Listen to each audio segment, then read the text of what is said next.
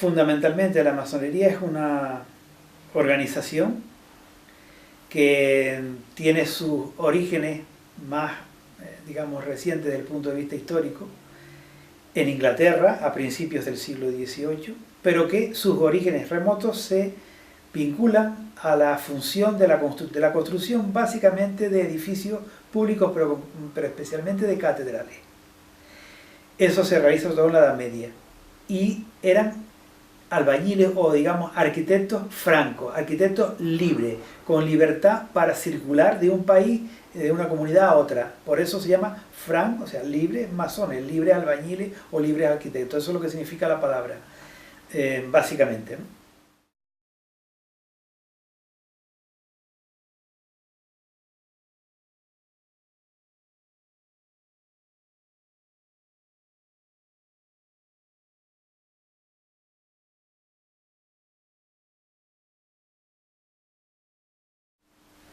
Hay países donde la masonería nunca ha sido perseguida, digamos que la persecución ha sido mínima. Por ejemplo, Inglaterra, donde se funda la masonería moderna a partir de 1717, o especulativa. En ese caso la persecución ha sido mínima. En otros países europeos se la ha perseguido, en varios, entre ellos por supuesto en los países como España, que tenían una especial, digamos, preocupación por mantener los principios religiosos, por un lado, y la autoridad también moral de la Iglesia en ese ámbito. En ese sentido, es verdad que en España se persiguió, y se persiguió sobre todo, bueno, y por supuesto en Portugal y en otros países católicos, a partir de la promulgación de una bula, In Eminente Apostolatus Specula, en 1738, por el Papa, que en definitiva lo que venía a plantear, Clemente XII, que lo que venía a plantear era que la necesidad de evitar que estas personas se reunieran en secreto y pudieran confraternizar de acuerdo a criterios no admitidos por la Iglesia o conspirar contra las autoridades. A los estados siempre les interesó el servicio que les prestaba la Iglesia, bien por la vía de las prohibiciones eclesiales o eclesiásticas o papales, etc., o bien por la vía de la propia Inquisición, que también es un instrumento, o es sobre todo un instrumento de Estado, ¿no? O sea, digamos que la Iglesia ahí está unido a los intereses del Estado. Está digamos, el púlpito y el trono están unidos en cuanto a poder absoluto. Y esto es una organización que se podía escapar de sus manos. Y en definitiva porque se desarrollaba en Inglaterra, porque la unión que había de intereses entre la masonería y los sectores de ámbito de poder ingleses, pues era real, no había dificultad, no había una buena relación. O sea, no tenía por qué haber las tensiones que sí se daban en otros países europeos. O sea, la situación es compleja, la organización ha estado perseguida sobre todo en determinados países. El ejemplo de España es claro. Sin embargo, España fue uno de los primeros países en tener logia en 1728. Y aquí en Canarias se sustanció el primer proceso inquisitorial antimasónico de las Españas. O sea, indiscutiblemente es una realidad muy amplia, muy compleja, y que yo creo que la gente, la idea que a mí me gustaría transmitir es que hay que analizar bien antes de afirmar cualquier cuestión de tipo generalista sobre la masonería. ¿Han estado perseguidos? Sí. ¿En todos los países? No.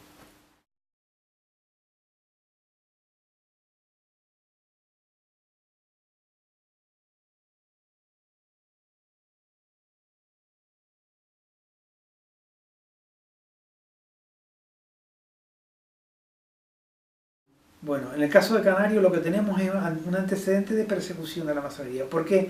Porque la persona que está implicada en este asunto está vinculado a los intereses comerciales de Canarias con América, antes de ser América del Norte independiente, antes de ser Estados Unidos. Pues estamos hablando de los años 30 del siglo XVIII, cuando, digamos, faltaba mucho para que se produjera la independencia de Estados Unidos, ¿no? Bien, en esa época hay unos vínculos, es una colonia de América del Norte, hay unos vínculos comerciales de los canarios. Y hay un irlandés que es Alejandro French, que es procesado por la Inquisición aquí en Canarias, y es, como decía antes, el primer proceso antimasónico de las Españas. Eso, digamos, que nos da un antecedente histórico destacado por esos vínculos internacionales y atlánticos del archipiélago. Aparte de eso, por supuesto, luego ya a lo largo del 18 hay otros ejemplos quizás no tan llamativos, y en 1816, que es una fecha temprana para el conjunto incluso de España, se produce la fundación de la primera logia en Santa Cruz de Tenerife, que es los Comendadores del Teide. Luego la masonería se desarrolla, bueno, por supuesto desaparece en la época de Fernando VII, y luego se desarrolla a partir de 1868, primero en Gran Canaria, luego en Tenerife, y allí se expande para el resto del archipiélago, desde Tenerife.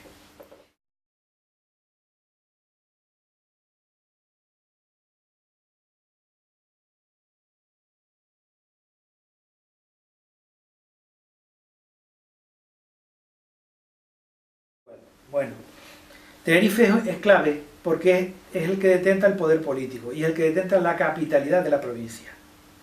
Y entonces, cuando se ejerce el poder administrativo y político en una provincia, bueno, pues se controla todos los resortes del poder, incluido también en ese ámbito el establecimiento de la masonería.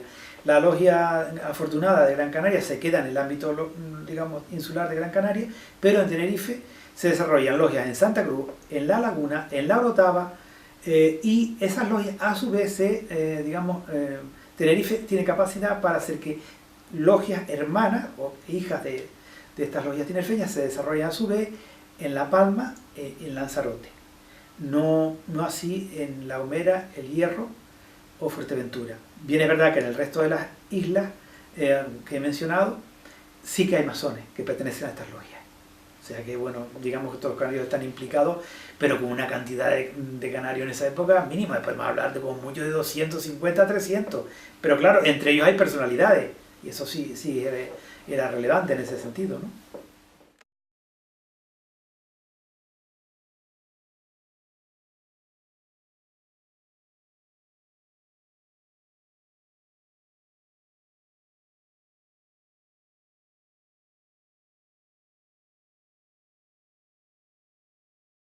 Sí, sí podían pertenecer a distintas religiones, a distintas nacionalidades, sin duda que en Canarias es un caso clarísimo porque es un lugar de paso, ¿no? Y, y bueno, lo que pasa con la religión es que si la católica tenía prohibido la pertenencia a la masonería, entonces evidentemente, pues claro, si pertenecía, había problemas a la hora de enterrar en sagrado, etcétera, y eso daba lugar a una serie de conflictos. Y los masones a su vez, aprovechaban, ejercían su derecho a la protesta mediante considerar como planteamiento absolutamente intransigente por parte de la Iglesia no admitirlo en su seno una vez que han fallecido, etcétera, ¿no? Esto es un problema complicado porque son pues, dos visiones religiosas, las dos muy radicalizadas en su posicionamiento. Desde luego la Iglesia, en mi opinión, hizo un ridículo espantoso a lo largo del siglo XIX porque cometió una serie de errores graves, ¿no? Entre otras cosas porque no supo adaptarse a los nuevos tiempos y así, además porque perdió el poder temporal en Roma, los estados pontificios como tales territorios, ¿no? Y el Papa se quedó reducido al Vaticano, vamos. Y entonces, claro, de alguna manera eso hizo que el Papa actuara más como jefe de Estado o como político que como padre de la Iglesia o como santo padre, ¿no? Y eso fue un error gravísimo para la Iglesia que le ha tardado y tardará todavía mucho en recuperarse.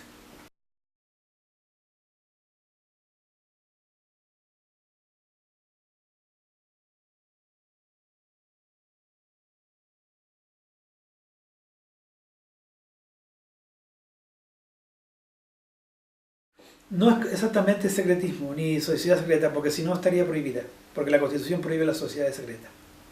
Se supone que ellos le dicen discreta. Bueno, es una manera de salirse del apuro, ¿no? Pero como yo no soy masón, te puedo contestar.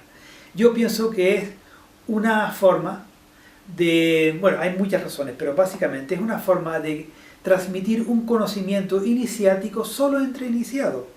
O sea, la idea es que el hombre tiene unas necesidades de sacralidad, de elemento religioso, ¿no? Y que lo puedes colmar yendo a misa, verbigratia, ¿no? Por ejemplo. O lo puedes colmar con otro tipo de manifestaciones de tipo espiritual. Una de ellas es la masónica. Y entonces en ese marco tú encuentras pues, una manera de desarrollar tus inquietudes espirituales. Y esas inquietudes espirituales pueden ir por la vía de, se supone, mantener una tradición cuyo origen simbólico remoto se inicia prácticamente con los inicios de la historia de la humanidad, ¿no?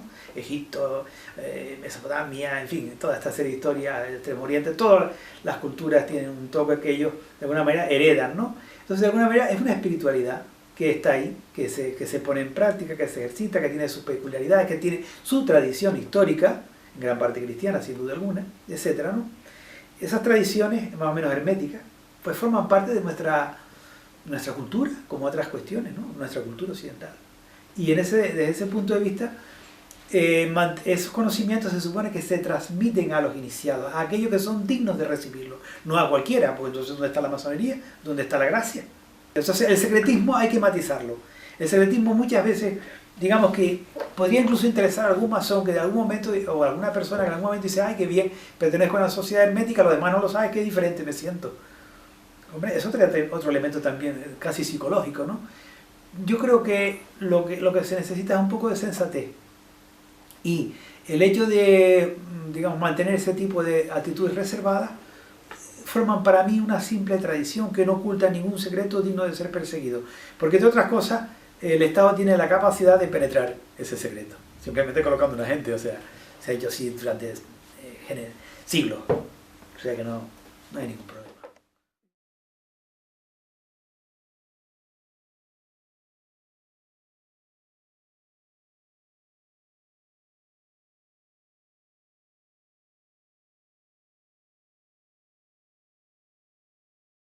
Entre las logias hay una relación estándar que consiste en mantener unos intercambios, por ejemplo, en el ámbito de la correspondencia, enviarse de uno a otro los cuadros lógicos, que son los listados de miembros, y por supuesto comunicarse cuestiones de tipo general que les pueda interesar, de carácter cultural, de carácter pues también ideológico, incluso político. Se lo transmiten de una a otra, ¿no? Hombre, no es la práctica habitual transmitirse cuestiones políticas, pero digamos de política muy universal, muy general, o sea, del bien de la humanidad, de cosas de este tipo, no cuestiones de política menuda de partidos, que es otro debate, ¿no? Y no debe ser objeto de la masonería, igual que las discusiones religiosas tampoco, ¿no? De la masonería tradicional. Entonces, mi opinión en ese sentido,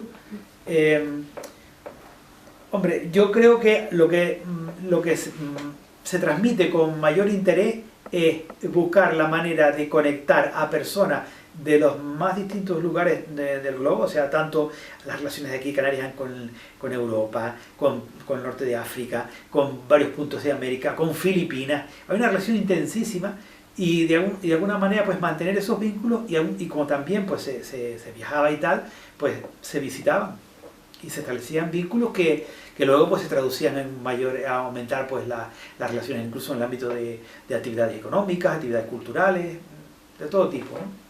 Sociedades, por tanto, solidarias en la medida en que eran muy similares en cuanto a su origen y sus características, ¿no? Y hermanas, teóricamente hermanadas, ¿no?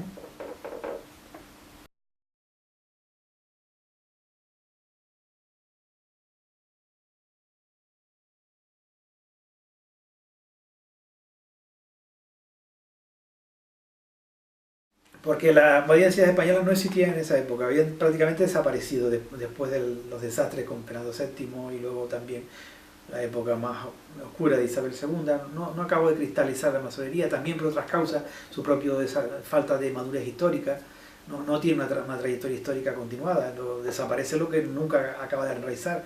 ¿Desapareció de dónde? O sea, porque existieran los casos de las logias de los franceses a principios del siglo XIX, no quiere decir que eso fue una cosa sólida, eso fue también, cuando se fueron los franceses se acabó las logias prácticamente, bueno, algunas aisladas, ¿no? Pero muy pocas. Entonces, como no había una tradición potente en España de masonería, pues lógicamente tampoco puede haber masonería en esa época, ¿no? Entonces, en torno al 68 se pone muy de moda. Entonces, los primeros problemas que se encuentran los masones españoles, que se hacen masones en esas fechas y que ven que hay libertad para hacerse, dicen, bueno, ¿y ahora qué hacemos? Pues entonces se unen muchas logias al Gran Oriente Lusitano Unido, entre ellas las logias canarias, pero también las de Media España, eso, por supuesto.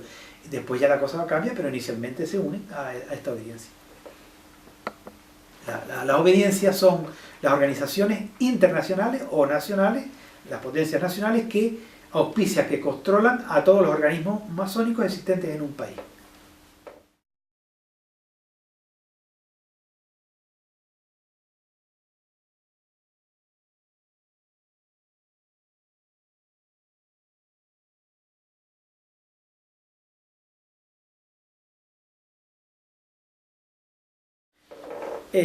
Tenerife tiene dos logias que para mí son increíblemente importante dentro de la historia de la masonería, no solo canaria, sino incluso yo diría que española, porque gracias a los intercambios tan intensos que tenían con Portugal y sobre todo con la España peninsular, muchos de estos documentos han permitido reconstruir luego la historia de otras regiones españolas, que de otra manera no se podría, porque eso se perdió durante la guerra y tal, la guerra civil.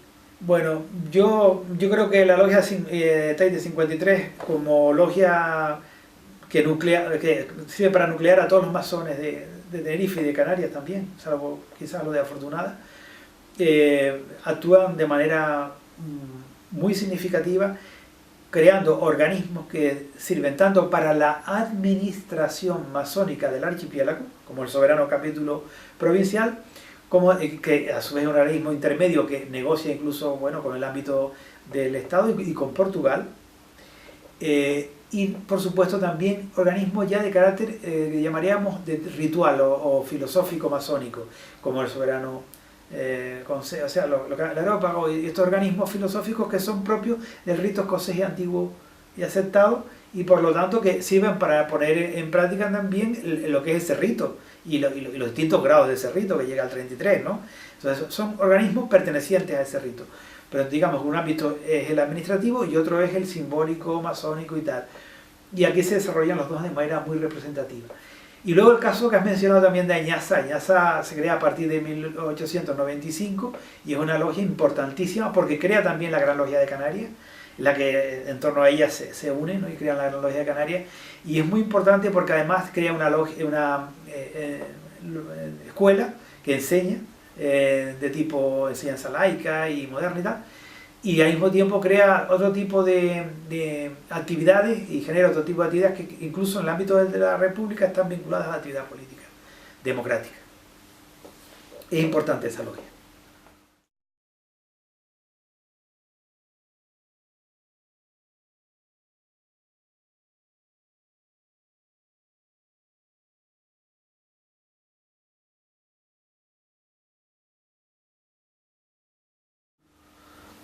Es que, vamos a ver, ese es uno de los puntos de debate históricos de la masonería. Incluso en países tan democráticos y revolucionarios como Francia, es bastante común debatir ese asunto, en el sentido de que incluso el Grande Oriente durante muchos años, prácticamente hasta el 19, no está dispuesto a admitir a todo el mundo, ¿no? Y eso forma parte de las tradiciones históricas de países, ya te digo, con tanta libertad y lucha por la democracia como Francia, ¿no? y la ciudadanía. Bueno, en el caso español y canario en particular, yo sinceramente considero que no son elitistas las logias, sino que son bastante democráticas en el sentido de igualitarias, de admitir a cualquier persona que se pudiera pagar la mensualidad, sinceramente. Y incluso eso muchas veces algunos autores lo ven como un lastre para lo que es la capacidad que tiene la logia de desarrollar personalidades con una formación y una cultura, ¿no? Claro, si una persona que es, digamos, muy rudimentaria desde el punto de vista de su formación, ¿qué puede aportar al resto del pueblo? Pues siempre entre los humanos se pueden aportar cosas, pero digamos que culturalmente parece que sea discutible ese aspecto, ¿no? En España yo no creo que exista, no tengo noticia de que exista ese clasismo.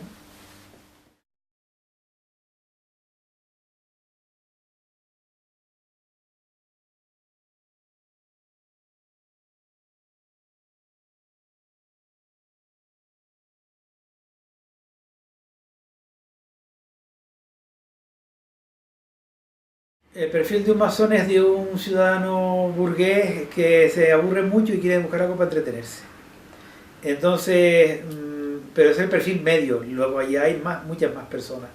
Entonces, yo creo, estamos hablando del 19, ya después del siglo XX ya podemos discutir, porque habrá un poco de todo, ¿no? Yo creo que ya buena parte del 20 es igual al que te he dicho. Pero otras, no sé, otro tipo de inquietudes, va cambiando un poco con el tiempo. Ese es básicamente. En cuanto a jerarquía interna, sinceramente creo que hay una jerarquía, pero al mismo tiempo a las elecciones tienen que ser democráticas. La práctica es democrática y el hecho de que se obedezca al venerable en el sentido de que se le respete el ejercicio de su mando es porque es la manera de garantizar el orden en las logias, porque si no aquello sería un grigay. Imagínate personas que no obedezcan a los designios. Entonces en ese sentido se le considera sagrado porque es como una especie de sacerdocio. Y entonces hay que respetarle esa actividad que desarrolla en ese momento, en el ejercicio de su misión.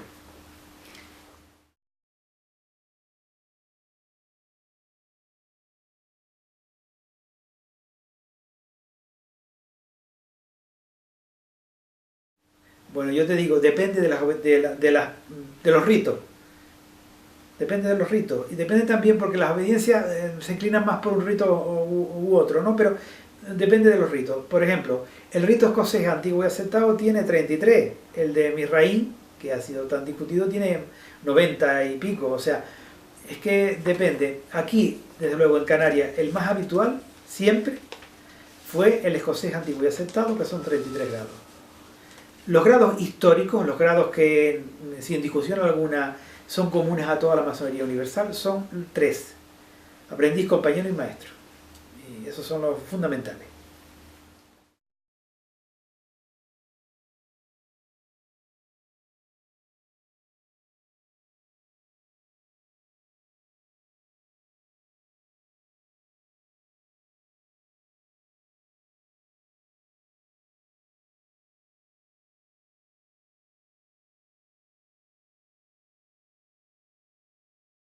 El escocés antiguo aceptado se desarrolla bastante pronto en Europa y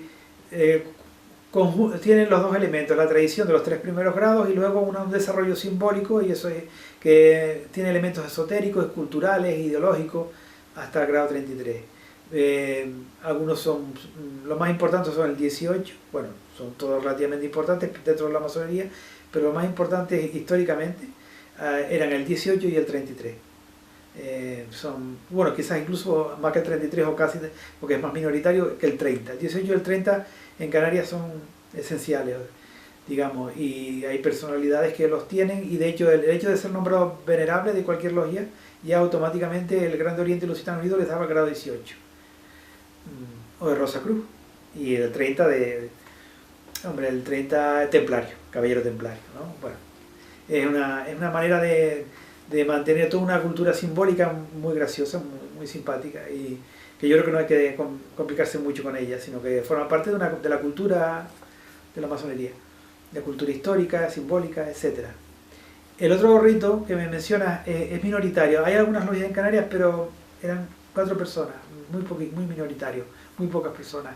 Son 90 grados. Es un rito inventado a principios del siglo XIX por unos judíos que cuando lo inventaron eran bastante ateos, y que está basado en toda la, voy a utilizar una palabra que parece un poco, pero para entendernos, parafernalia egipcia, ¿sabes? Son elementos muy egipciacos y tal. En teoría sigue alguna tradición del 18, pero es desde el punto de vista ideológico es bastante político, por lo menos sobre el papel, ¿no? Villarino era un hombre muy politizado, que era el gran maestre de España. En Canarias se supone que tiene alguna relevancia por lo de la fachada del templo de Leñaza, no tiene nada que ver, porque eso es una moda ecléctica de los años 20.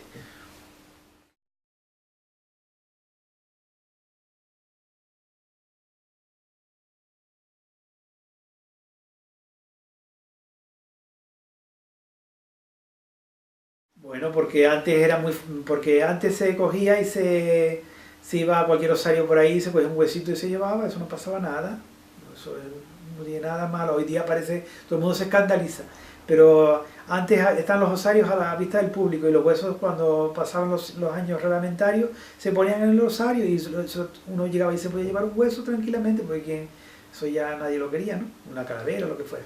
Entonces se le cogía un osario, una calavera, y se llevaba, y se tenía para meditar sobre la muerte, y eso no tenía nada malo. Se me pone allí en la sala de iniciaciones, que es la sala de recepción, que forma parte también de una tradición esotérica antiquísima, ¿no? Penetrar en el centro de la tierra y salir purificado y no sé cuánto.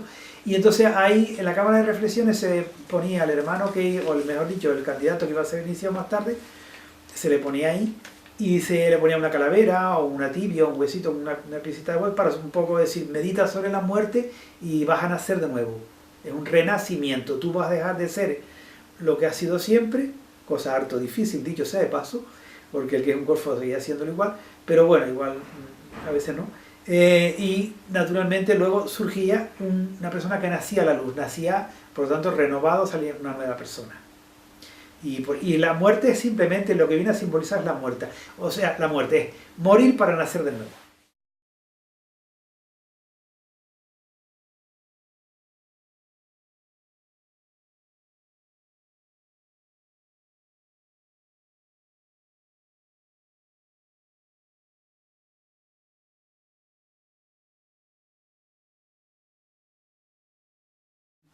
Yo creo que es un rito de paso, un rito de paso, un rito de paso sin duda.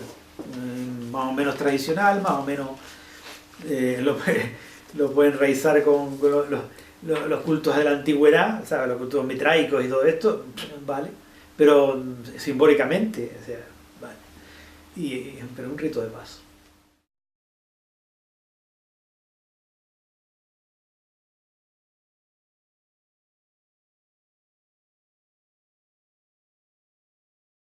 Pero la Biblia abierta por el Evangelio de San Juan es clave para las logias occidentales del rito escocés antiguo aceptado. Simboliza el libro sagrado. Por lo tanto, simboliza el universo y Dios. Se puede, por lo tanto, utilizar en otras logias otros libros sagrados, que también es símbolo, sí, por supuesto. El compás, el símbolo de trazar, el divino de trazar la armonía, ¿no? En el ámbito universal. Las cuadras también simboliza el medir con rectitud. Son elementos arquitectónicos, la mayoría de ellos, que luego tienen, de acuerdo con su utilidad arquitectónica, si sirve para pesar, para medir, para la plomada, etc., de acuerdo con su utilidad arquitectónica, tienen lecturas aplicadas a la vida real. Por ejemplo, la regla recto, pues ir rectamente por la vida.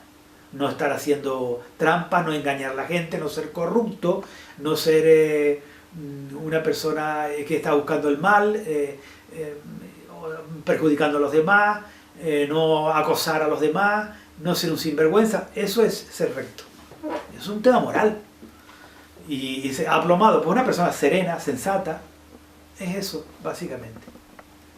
Claro, la riqueza simbólica es amplia. Cada grado tiene a su vez su simbología, ¿no? De acuerdo con el maestro, los venerables, cada uno tiene por supuesto su representación simbólica, pero forma parte de toda la cultura esa de las herramientas que permite construir al ser humano, igual que se podía construir antiguamente pues un edificio, una catedral o un edificio de estas características, ¿no?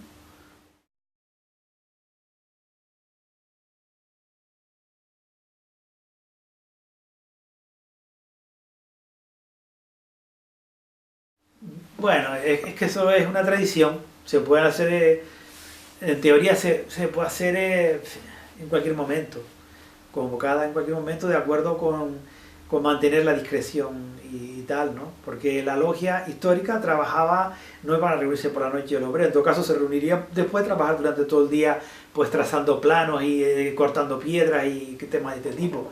O sea, lo que es la labor propiamente de la función, digamos, arquitectónica, ¿no? Pero ya en el ámbito especulativo se una hora discreta, un viernes porque sale todo el mundo de trabajar y no se trabaja los sábados, no hay otro secreto, pero básicamente por eso.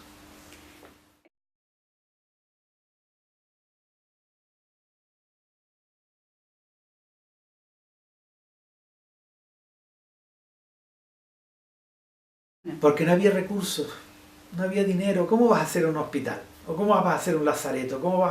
Se intentaron, se reunía un poquito de dinero y al final, pues mira, como dice una logia de Taboro, adopta a un chiquillo y que nadie lo quería, ¿no? Era minusválido, o sea, me parece una cosa interesantísima, ¿no? A mediados del 19 eso era pues, prácticamente morirse, ¿no? Pues si lo socorrían y tal, me parece más meritorio. O cuando en La Palma había una crisis y una escasez, sabían que había familias que no tenían para alimentar al crío y le llevaban 1 litro de leche. Oye, pues, estos fueron en momentos de crisis, está muy bien, o sea, en momentos de crisis, como está pasando ahora, por ejemplo, o sea, en momentos históricos además gravísimos de esta índole, el poder ayudar a los demás me parece lo más notable, ¿no? Más positivo.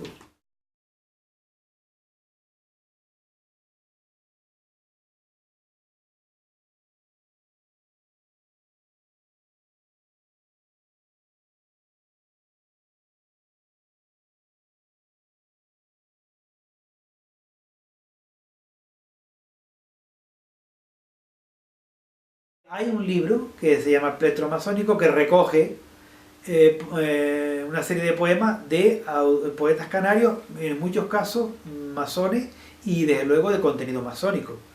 Y yo creo que eso les da una característica peculiar, sin duda alguna. Yo creo que Amaranto, el poeta Amaranto Martínez Escobar, tiene una dimensión poético-masónica interesantísima. Rodríguez Figueroa, ¿cómo no Rodríguez Figueroa no va a tener también esa dimensión? Sin duda alguna. Y bueno, hay más casos, ¿no? Pero estos son para mí claves, ¿no?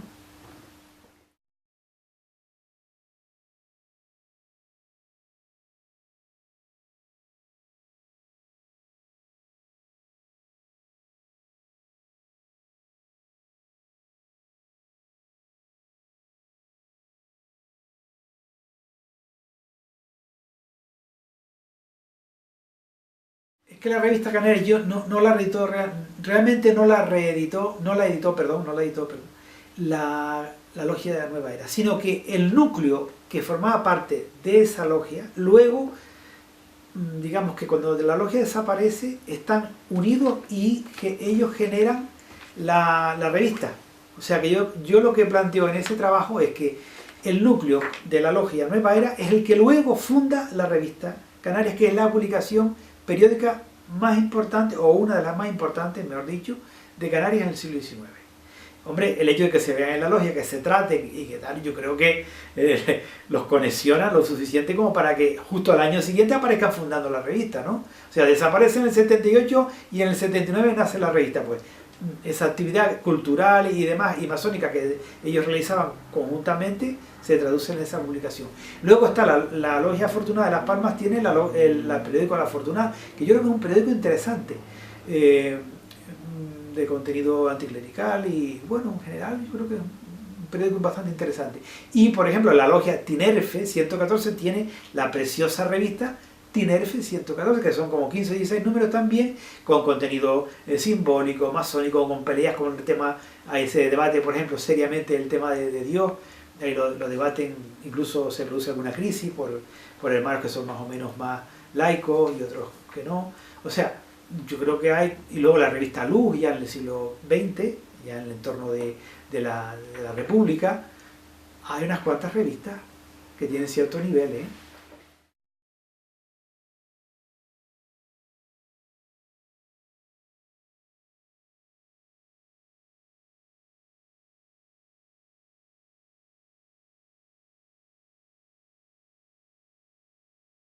Yo creo que fue importante por dos razones. Primero, durante el día contribuía al sostenimiento del local y eso, y del maestro que impartía las clases, porque digamos que impartía la docencia, pero recibía dinero por ello.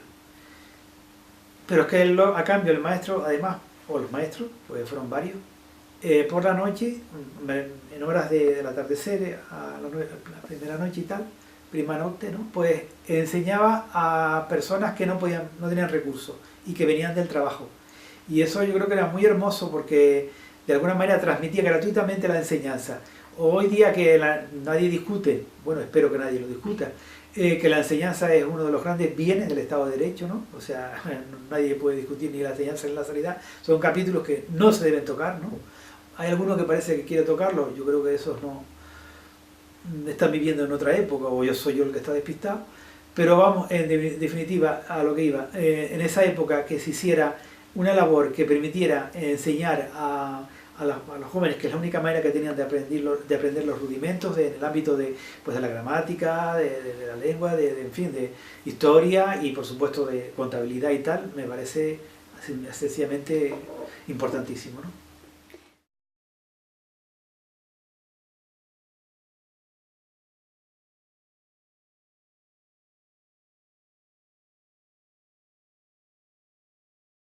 Más o menos ahí el programa que utilizan es laico, de ferreriano, pero a lo largo de la evolución histórica que tienen, yo no creo que sea... Muchos de esos alumnos luego no son masones, para nada, ni se meten en la masonería ni nada por el estilo. Ahí es verdad que el hijo de masón tiene preferencia, eso no lo puedo negar, el hijo de masón tiene preferencia. Pero es que el hijo de masón en muchos casos tampoco necesita ir a la escuela gratuita, iría a la de pago, pero no a la gratuita. O sea, es que Realmente se está ayudando al pueblo. Me parece muy loable.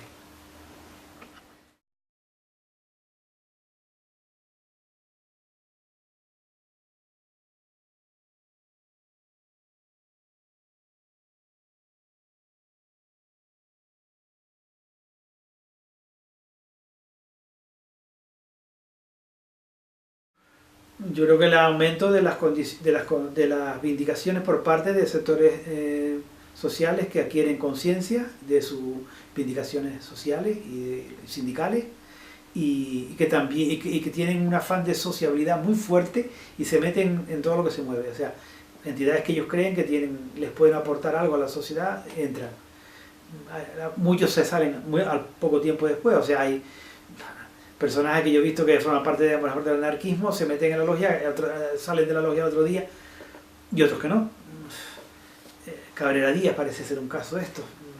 Pero luego en Cuba vuelve otra vez a meterse en la masonería. Y no sé, son realidades un poco complicadas. Yo creo que la masonería atrae a muchas personas de muchas ideologías, con muchas preocupaciones distintas, pero es cierto que hay aumenta la presencia de elementos de las clases populares en el 20 con respecto al 19. Eso es una constatación objetiva.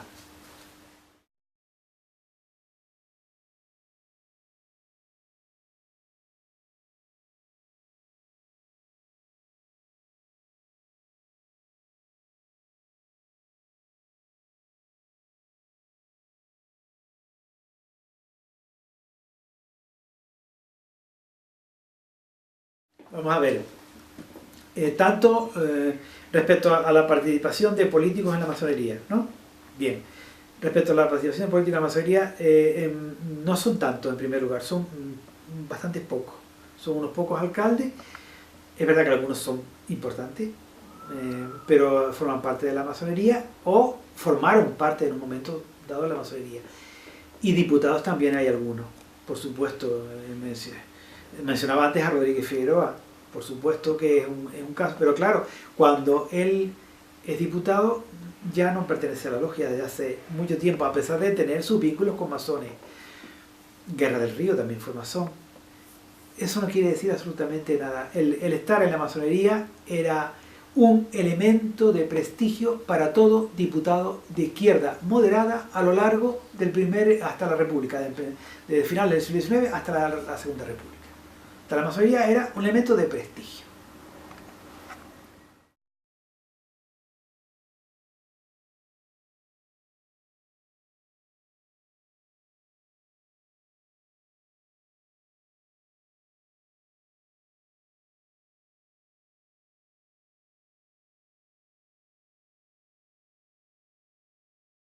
Así es. Lo digo ahí, es una muestra que hice hace tiempo, la verdad que tengo ahora mismo redactadas como 200 biografías más. Y no lo he publicado, porque entre otras cosas, porque la economía no está ahora para mucha alegría. Pero bueno, la verdad que fue un esfuerzo que lo que trató es de poner de relieve como algunos de estos masones, luego bien por miedo, en algunos casos por miedo, pero en otros casos yo creo por aquello de Saulo, Saulo, porque me persigue, y caen del caballo y se pasan de bando, aunque que me perdone San Pablo, ¿no? Entonces, pues indiscutiblemente yo lo que veo aquí es en el caso de los militares españoles, es que en algún caso incluso pues, o sea, les reconoce y continúan perteneciendo al ejército. Claro, estamos hablando de muy poco, una cifra muy pequeña. Otros simplemente parten al exilio, otros mueren en la guerra. Pero la verdad es que un poco en esta muestra la conclusión es la que has dicho, o sea, es como todos los españoles están en un bando, están en otro. Mira, voy a poner una anécdota que quizás pueda constituir un ejemplo de lo que quiero decir. Hay un masón, más o menos destacado, militar en Madrid, muy convencido además de su ideario masónico. Llega a la República, un sector de los que está dividido en Madrid, un sector político, mata a su hermano, o sea, ejecuta a su hermano. Entonces él experimenta un shock y cambia completamente de bando y se hace colaboracionista. Y entonces actúa transmitiendo información sensible al bando de Franco. ¿Cómo estudiar eso? una realidad histórica que está ahí, ¿no? Un poco el rostro de la historia también es el rostro de cada uno de los seres humanos, no solo de las masas, del rostro desdibujado, ¿no? El rostro de la historia es el rostro de cada uno de los protagonistas de la historia, no solo de los grandes personajes, sino también cada uno de los protagonistas en ámbitos mucho más populares, ¿no?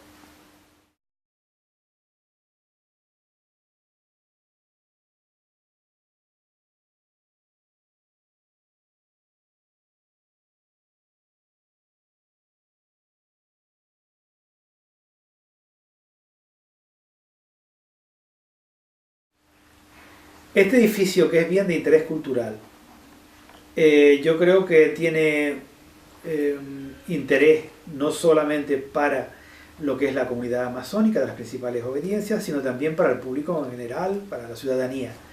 En ese sentido, yo creo que se pueden congeniar ambas posiciones, la amazónica y la específica, y la de la ciudadanía, y convertirlo en un centro que pueda ser visitado y digamos, estudiado respetuosamente y visitado respetuosamente como una manifestación de la cultura y de las creencias de un grupo de personas. Es un edificio efectivamente que tiene esa influencia egipcia, bastante, yo creo que bastante representativa. Digamos, el triángulo neoclásico que escribe el ojo, por supuesto el ojo de la divinidad, en el remoto tiempo es Ra, es el sol, evidentemente. Y luego, digamos, la estructura de las columnas estas también con características más o menos en el sentido de la flor de loto o tal, o de serpientes, ¿no? Con la que también simbolizarían en Egipto eso, con el sol en la cabeza. De alguna manera,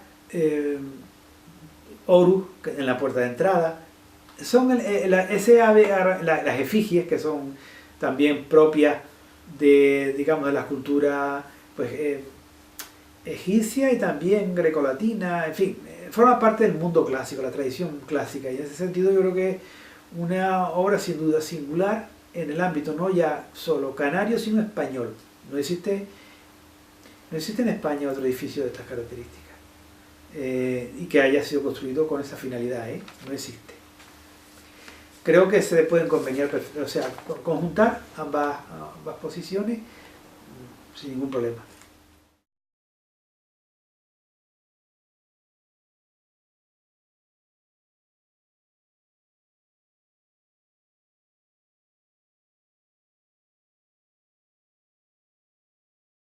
Lo que es la masonería española es como la realidad canaria al resto del conjunto de España, ¿no? Una realidad de una masonería que no ha conseguido nunca, por razones muy complejas, no, en parte, como siempre, pues por culpa también de los masones, pero también por distintas otras razones, desde la persecución hasta la falta de haber enraizado a su debido tiempo, ¿no? Y eso nos remontaría a la historia de nunca acabar, pero indiscutiblemente es cierto. Eso hace que sea precaria en términos generales. Hay personas que creo que tienen mucha ilusión, hay también problemas, hay contradicciones, hay realidades que yo creo que contribuyen a lastrar más que a hacer progresar la masonería en el país. Es una pena porque yo creo que algunas obediencias desarrollan una labor social y sobre todo de cohesión de grupos que encuentran una actividad lícita ahí, ¿no? Parece bien.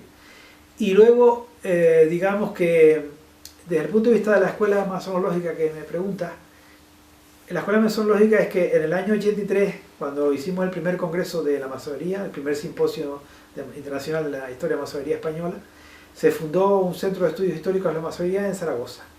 Lo fundamos unos pocos y lo que la idea es que ese centro se dedicara a estudiar la masonería en España, como ha hecho, y se han salido numerosas tesis, trabajos de investigación. Y bueno, la verdad es que forma parte de la tradición ya intelectual de la historia de la masonería española.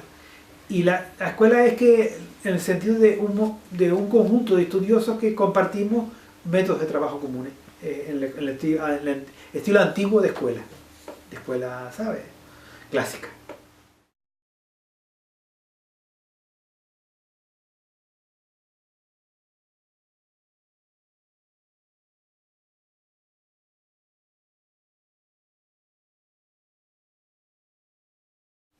Yo diría que en términos generales no, puede haber excepciones, alguna logia más o menos descarriada, en algún momento histórico de determinadas situaciones, pero en términos generales yo no le veo poderío para eso. No. Yo creo que más bien la leyenda de buscar un misterio que muchas veces políticamente es rentable para sacarle partido y reprimir, ¿no? Y dice, es que esto es un contubernio judeo-masónico. Eso no tiene ni pies ni cabeza, ¿no? O sea que yo creo que la realidad es mucho más compleja y por supuesto hay que perfilarla históricamente y desde luego las situaciones en general, yo no creo que haya existido ninguna revolución en el mundo que hayan protagonizado los masones, que hayan coadyuvado a determinados cambios, a determinadas situaciones, sin duda, pero de la otra manera es inconcebible, ¿no?